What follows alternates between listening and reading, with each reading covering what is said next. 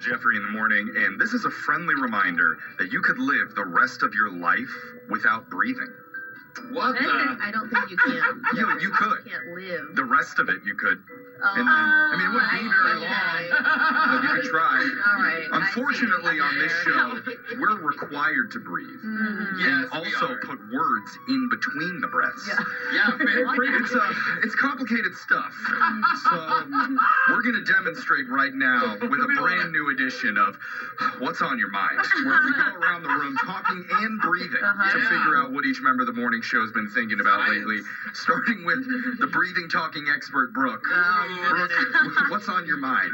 Well, my husband and I's big 10-year wedding anniversary is coming up. I know you guys made it this far. 10 years already. Yesterday. Anyway. I know, I was going to say that. So 10 years feels like a big deal. And so to my husband, he's like, let's do something amazing. Mind you, we haven't planned anything, and we're legitimately like 2.5 weeks out. Okay, it's going to be tough. So he's like, let's fly across the country. Let's go to wineries. Let's do something tropical. Oh my gosh, plane tickets would be so expensive 2 weeks before the flight. That, and we literally have 48 hours. Yeah. I mean, that is all the time that we have in a weekend. So I'm like, well, that's a great idea. But I booked us a cabin, and we're going hiking.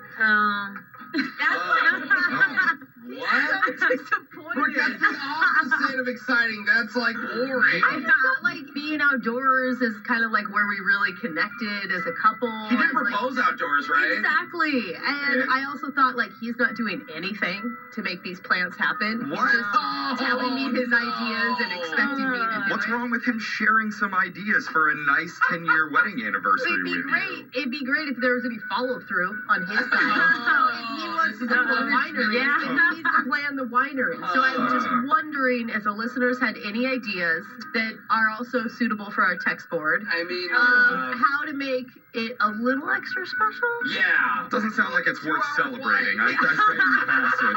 Wait for a better experience next Nobody year. has any ideas to make it better. All right. Jose, what's on your mind? Well, you guys know I do love charity, and I do enjoy doing charity events. For example, recently I'm going to do a charity event with Joel McHale.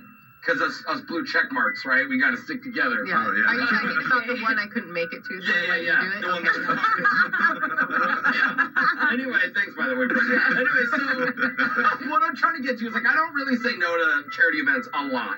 And a fan reached out to me recently and asked me if I could do an entire hour of comedy, Whoa. but at a boxing match. At a charity event. So this is like where they're fighting, then the bell rings, they go to the corner, and then Jose comes out on stage. Could they not get a ring girl? Is that And the ring girl. Hey, what's up with boxing gloves? Am I right? I mean, what's the What's deal? with this guy bleeding over there? Were they smoking something when they came up with this idea? That's not all of it. Okay. Oh, wow. After my 1 hour long set, they want me to put on gloves, What? get into a ring with a professional female boxer for 3 full rounds. This is a good and idea. Box a lady. You're going to do this, right? For charity, and they could not reiterate it enough that this is for charity, by the way. So it makes it okay. So, are you looking for some tips on how to fight? No, I politely declined. I said instead I will donate to the charity event. But I don't want to donate my organs after getting them beat up in a fight. So thank you. Someone else can get beat up for charity, I guess.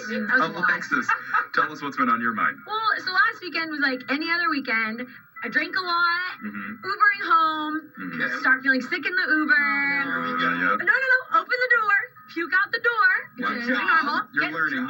Get out, walk 10 blocks home, okay? Oh, Because I left the Uber, Well, my friend was like, we have to go. Okay. Then the difference is I wake up this time and I got charged $150 for throwing up in the Uber. What? I thought you I made thought you said you got out. Exactly. I bet I you don't hit the think door. I puked in it. I bet you hit the door, dude. My friend with me says she doesn't think I puked in it. Yeah, I'm sure she's a reliable source. And I like you were so drunk, everyone's like, I don't think. I kind of remember. I'm not 100% sure, so I disputed it. It was like, hi, are there photos maybe?